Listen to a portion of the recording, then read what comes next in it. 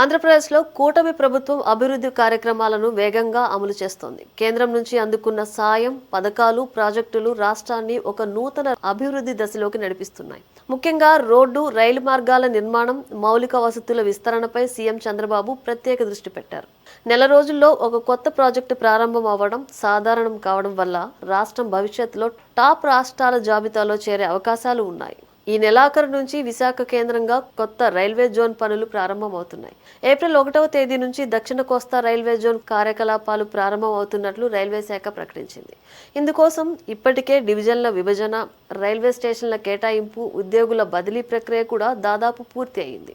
దక్షిణ కోస్తా railway zone పరిధిలో విశాఖ చెన్నై మార్గం అత్యంత కీలకం. ఈ మార్గంలో ప్రయాణికుల రద్దీతో పాటు గూడ్స్ రవాణా కూడా అత్యంత కీలకంగా మారింది.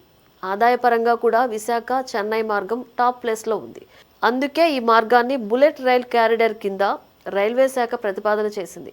ఇప్పటికే హైదరాబాద్ చెన్నై మార్గం అమరావతి మీదుగా నిర్మిస్తున్నారు.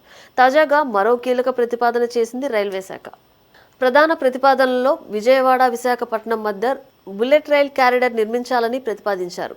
ఈ క్యారిడర్ పూర్తయితే రెండు నగరాల మధ్య గరిష్ట వేగం గంటకు 320 కిలోమీటర్ల వరకు ఉండే బుల్లెట్ రైళ్లు ప్రయాణించగలవు.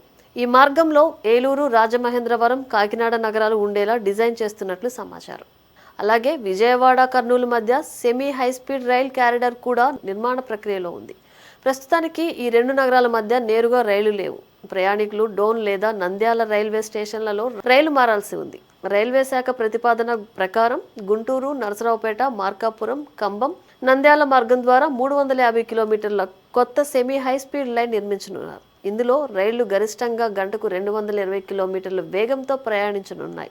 భవిష్యత్తులో ఇది అందుబాటులోకి వస్తే విజయవాడ, కర్నూలు ప్రయాణ సమయం 2 గంటల వరకు తగ్గుతుంది.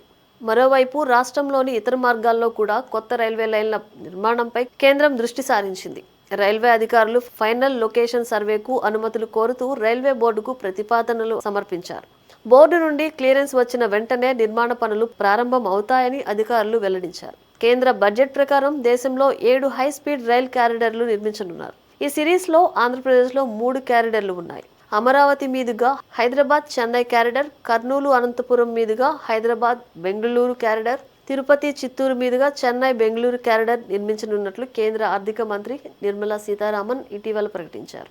విజయవాడ, విశాఖపట్నం, విజయవాడ, కర్నూలు మధ్య high speed, semi high speed rail క్యారిడర్ల నిర్మాణంతో రాష్ట్రంలోని రవాణా వ్యవస్థ మరింత వేగవంతమవుతుంది. భవిష్యత్తులో ప్రయాణ సమయం తగ్గడం నగరాల మధ్య వాణిజ్య, పారిశ్రామిక అభివృద్ధికి దోహదం అవుతుంది.